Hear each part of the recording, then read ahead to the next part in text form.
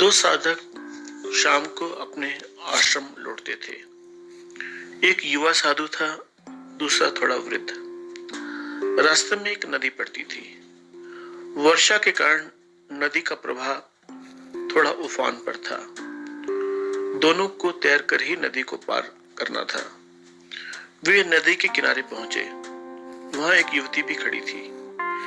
नदी का तेज बहाव देखकर शायद हिचकिचा रही थी। युवक उसके डर को भाग गया, उसके पास गया और बड़ी विनम्रता से बोला, आप घबराए नहीं, मुझे आप पकड़ लेना, मेरी पीठ पर बैठ जाना, तुम्हें मैं नदी पार करा दूंगा। तीनों ने नदी पार की। युवती ने सहयोग के लिए उस युवक साधु को धन्यवाद दिया और अपने गांव की ओर हो ली, और दोनों साधु भी अपने अपने आश्रम की ओर। बूढ़ा साधु थोड़ा गंभीर सा था। युवक ने पूछा, क्या बात है, आप कुछ बात क्यों नहीं कर रहे? बूढ़े साधु ने गंभीरता और थोड़ी नाराजगी के स्वर में कहा, मुझे आश्रम में गुरु से तुम्हारी शिकायत करनी होगी। युवक, क्यों, क्या हुआ? बूढ़ा साधु बोला, तुमने लड़की को उठाया। युवक बोला, श्रीमान, जहां तक मुझे ख्याल है, मैं उस युवती को उसी किनारे पर छोड़ आया था। आप ही उसे अब तक ढो रहे हैं। घटनाएं तो बीतने के लिए ही घटती हैं, हम ही नहीं उन्हें बीतने देते। यादा पीछा नहीं छोड़ती, स्मृतियां बार बार आकर तंग करती हैं। वस्तुतः स्मृतियों की, यादों की क्या औकात जो तुम्हारे पीछे पड़ी रहे। तुम ही पीड़ाओं को सजो कर रखना चाहते हो। तुम्हें ही पीड़ाओं को बचाकर रखने का शौक है। एक कभी कविता लिखी थी हमने, उसकी पंक्तियां यूं थी, जो बीत गया उसे बिता क्यों नहीं देते, यादों की धूल फूंक मार उड़ा क्यों नहीं देते, अब तक रहे कागजों का पुलिंदा संभाले, जब दिल ही जल गया इन्हें भी जला क्यों नहीं देते।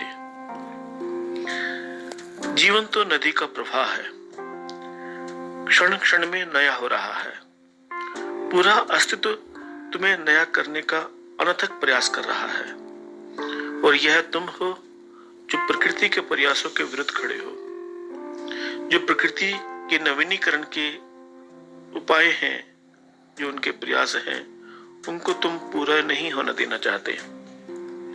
जब कहा जाता है लिव विद नेचर, उसका सिर्फ मतलब कच्चे आलू प्याज खाना ही नहीं होता। इसका मतलब होता है जो प्रकृति बह रही है उसके साथ बहना। प्रकृति, पेड़ पौधे, चांद तारे, नदियां, झरने, सब कुछ पल प्रतिपल नया हो रहा है। तुम ही पुराने हो, तुम ही यादों के साथ जी रहे हो।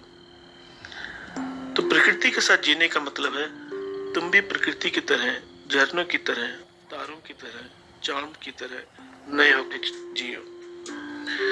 जो पीछे छूट गया उसे अनावश्यक रूप से मत ढो, लेट इट गो मंत्र का जाप करना सीखो। जो बीत गया उसे बीत जाने दो, इस मंत्र के साक्षात्कारता ऋषि बनो। वर्तमान की चुनौतियां क्या कम है जो तुम भूत की पीड़ाओं को अभी तक जगा कर रखना चाहते हो।